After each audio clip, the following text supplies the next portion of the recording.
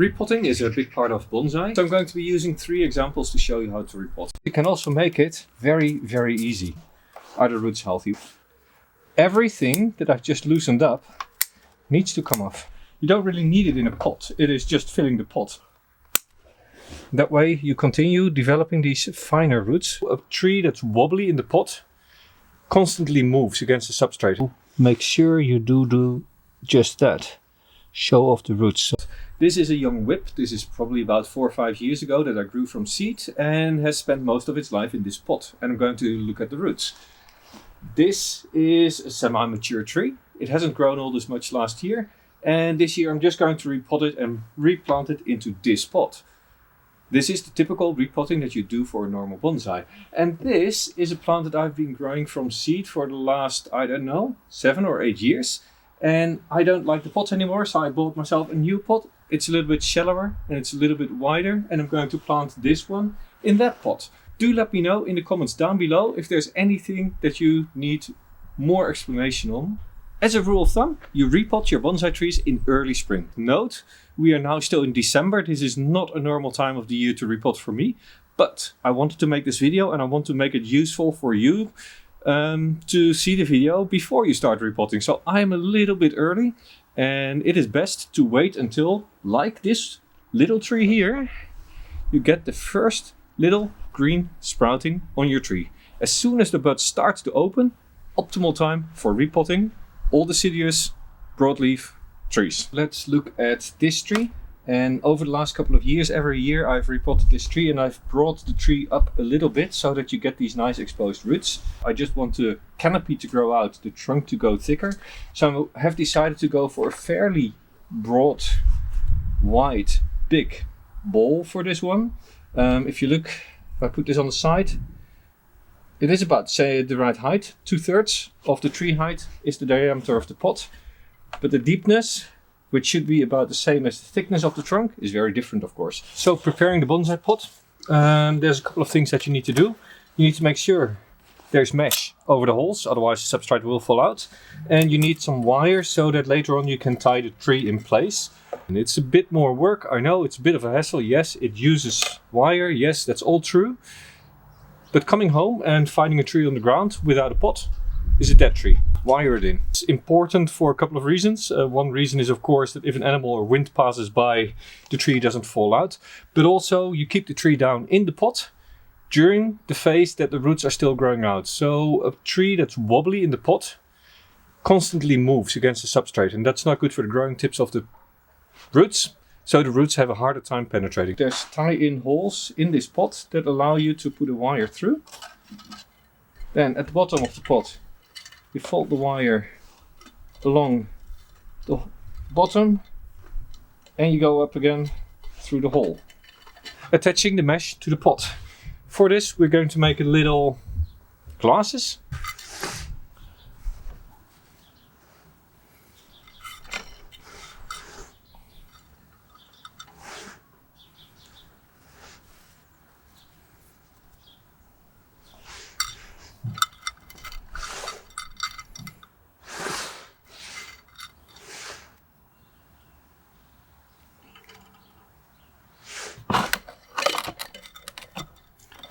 Push down, flip around, bend it out.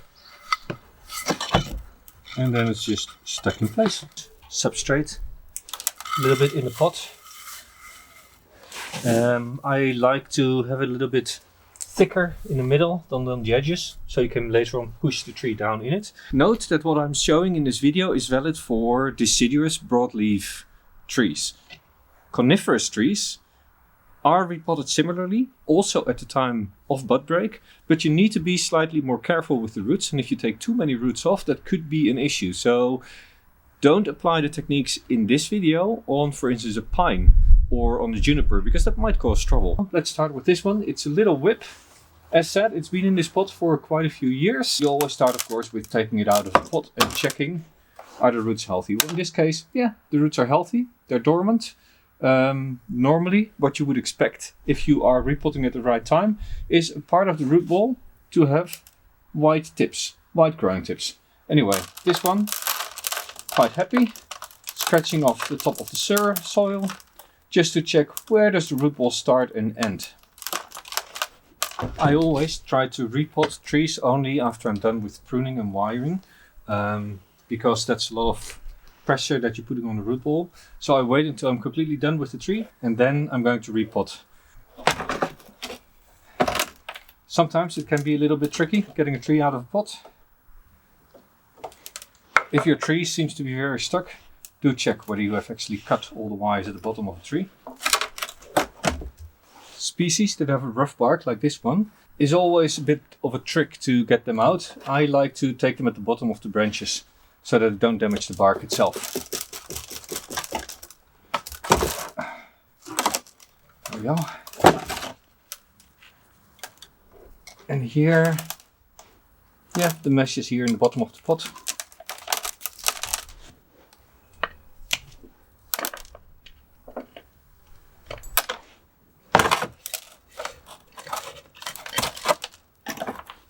Now what you can tell here is there is a nice strong root going to the side here and a strong root going to the side here. There's a small root, there's a small root. If you turn it around, there's a root here as well. And there's a few roots going across. Now what I'd like to do is I'd like to take all the old soil out of the root ball as much as possible. I want to remove everything that's growing down below here. Can't see that at the moment. And what I'm going to do basically with a little chopstick or with a root hook, gently from the outside work around, loosening the roots.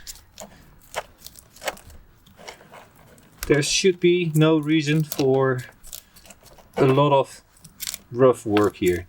This should go quite loosely by itself.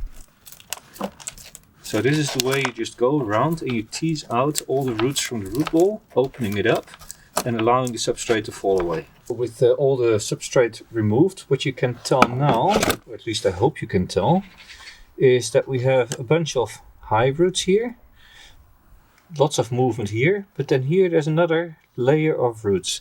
And what I'm going to try, I'm going to remove all these upper roots and hope that I can then use the movement in the trunk later on better for my bonsai. I'm planning on planting it in like this, putting all the young roots horizontal. All these long roots I'm going to just clip off. As you can tell here, this root has been in the pot and warped around. See, it's actually quite a long root. I don't want this root to overtake, neither do I want this one to overtake from the rest, so I'm going to prune this one quite heavily. So now this whole long root is gone. Look at that. Same here. Comes around and curves down. This is where the edge of the pot was, so I'm going to take it off.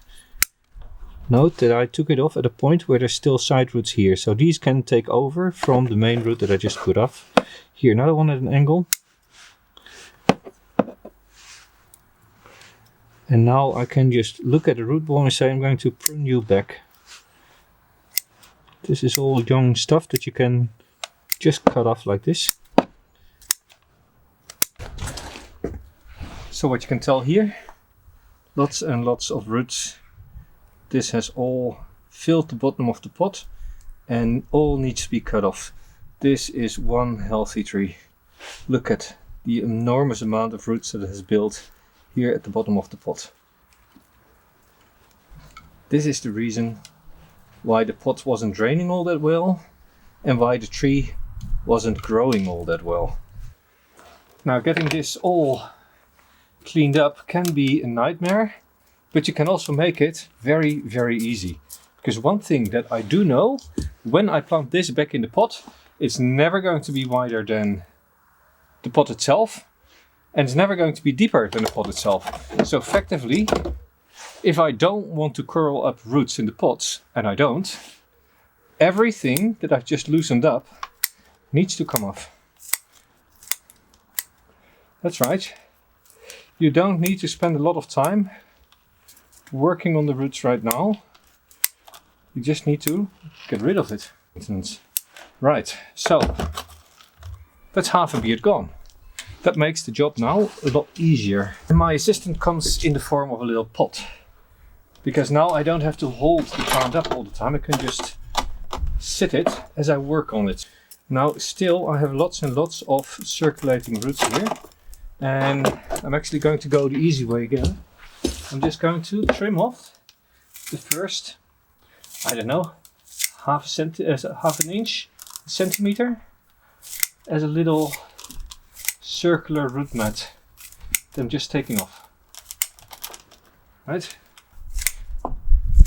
this is gone, and now with the root hook or with a chopstick you can start loosening up everything that's left. And you'll see there's still lots and lots of long roots coming off of the sides once you're done. Pay attention to removing moss. We're going to clean up the trunk in a second as well. Let's just take this out. What I'm going to do, I'm going to stay maybe the thickness of a trunk away from the trunk. Of course, also pay attention that the bottom of the root ball is cleaned out, because there's a lot of roots that grow below the trunk, underneath in the pot. So you can take all this down, and in fact this can all be chopped off as well. This is all not needed for the tree. Just remove the whole long beards.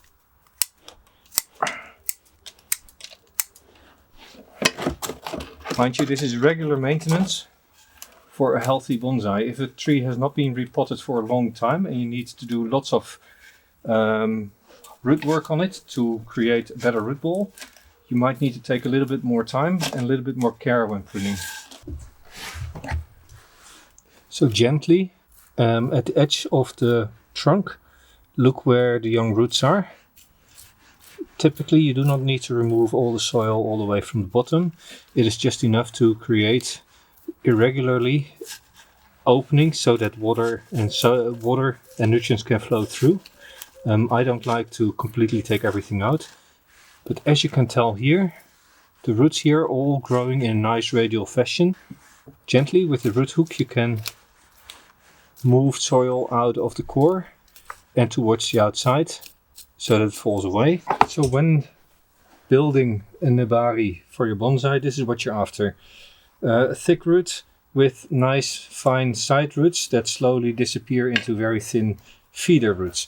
But what you'll find every once in a while is thick roots having developed that go halfway across the root ball. These you need to remove.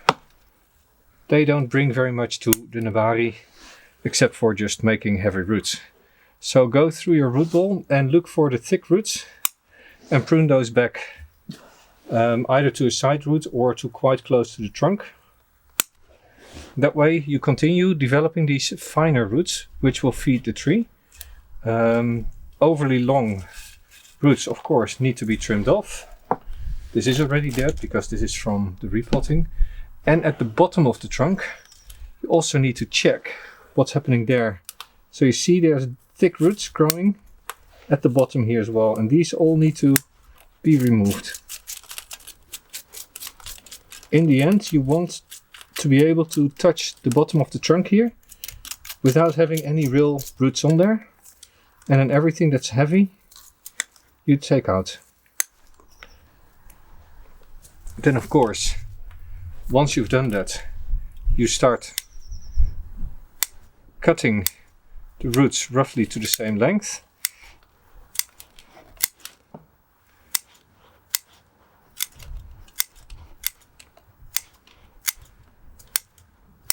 Just like that. Taking care to remove all the roots that are growing down.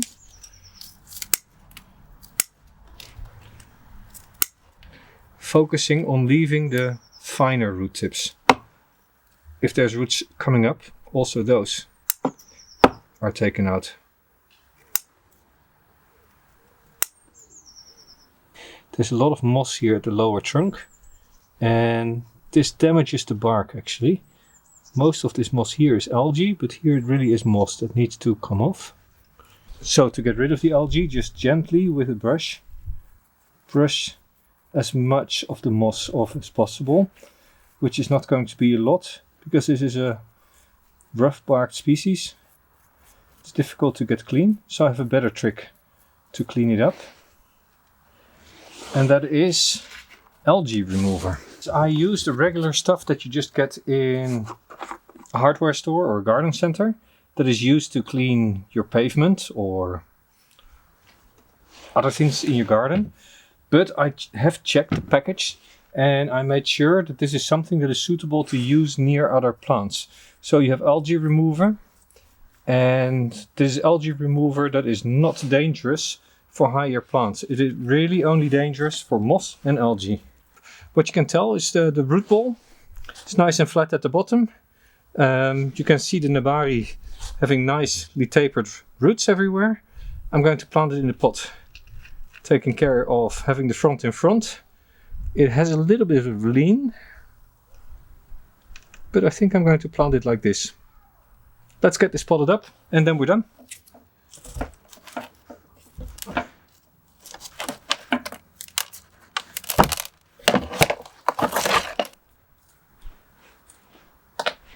So with that, this is all untangled. Now it is time to prune back these roots. Now how do you prune back the roots? Of course, everything that sits below this area can just go. Like that. And now it is actually time to start looking a little bit closer to the roots. Because if you look closely at the roots, what you can tell here, there are big roots going on the inside. This very, very long big root, which normally would provide stability and go down in the soil and provide water. You don't really need it in a pot. It is just filling the pot. These fine roots, that's what I'm interested in. I want to use all the fine roots for my pot, and very big roots that are taking over, I'm just going to remove them. So this repotting, I'm not going to do all that much to the roots. What I'm going to do is I'm going to sort them out. I don't want these curled around pot roots. For the potting up, I've prepared quite a shallow container, and I've just put 2 wires crossed at the bottom over the edges so that I can tie the tree in. So yeah, I try to not forget this step. What I've done is I've looped the wire here. There's a little bigger root and I've looped it over it. And I'm going to do the same thing on every corner. I'm going to find a place where I can take the wire and fold it over a root, right? So these wires, they just need to be tight enough to keep the plant in place. Don't try to squeeze the tire all the way through the roots. They really just need to hold the plant in place so it doesn't blow around in the wind. Filling it up with substrate, and then for a young plant like this, after watering of course, you're pretty much done repotting this tree.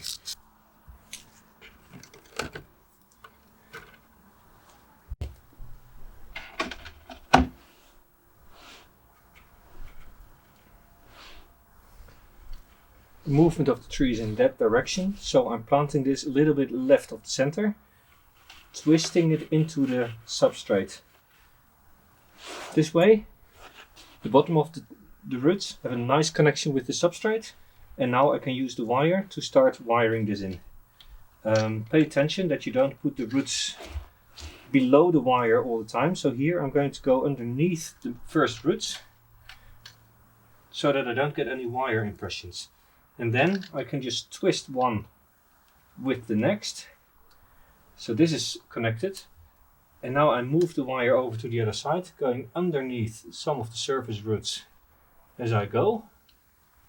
Hopefully coming out on the other side. There we go. Putting this underneath.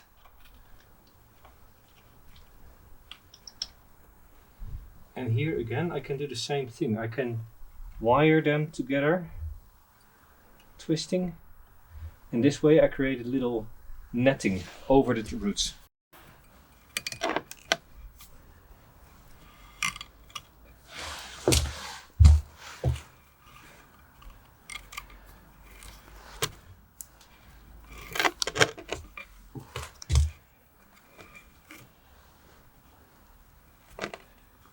And here at the end, again underneath the main surface roots so you don't get damaged roots. And at the end I connect it to the original wire. So with a more mature root ball, basically even without new substrate, the tree should now be tight in the pot, and a way to test it is I can actually lift the pot using the tree. Time to fill it up with substrate and we're all done. It's important to get the substrate nice in between the roots, and the way to do it is just take a chopstick, placing it between the roots and going side by side. This way you create a little bit of space between the roots and the substrate will slowly fall between the roots, filling every single space and pore in the root ball. This guarantees a good rerooting of the plant afterwards.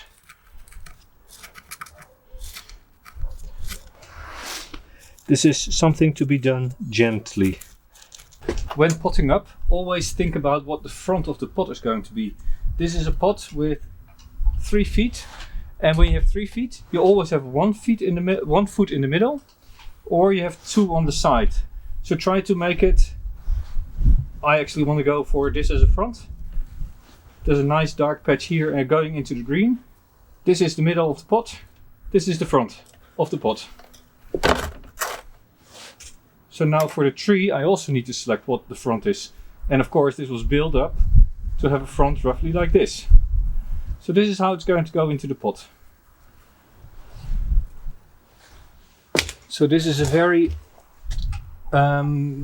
abnormal repot, because these roots are really not worked yet to be in a pot like this.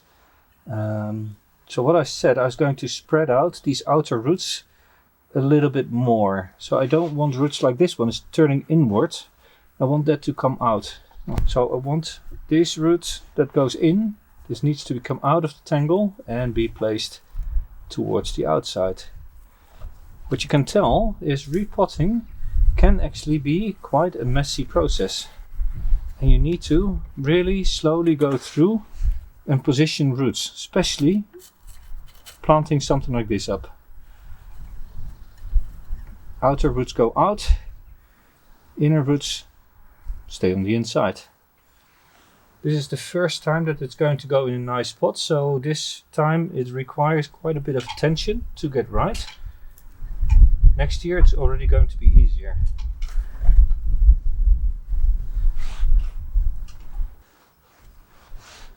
This style is about showing off the roots, so make sure you do just that.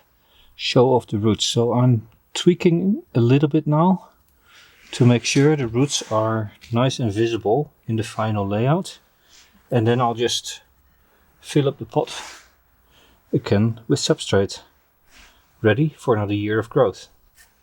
In this case there's going to be lots of fine roots that stick out of the soil, but that's not a real problem. This tree has still a few years of development to do, but I thought it was time for a nicer pot.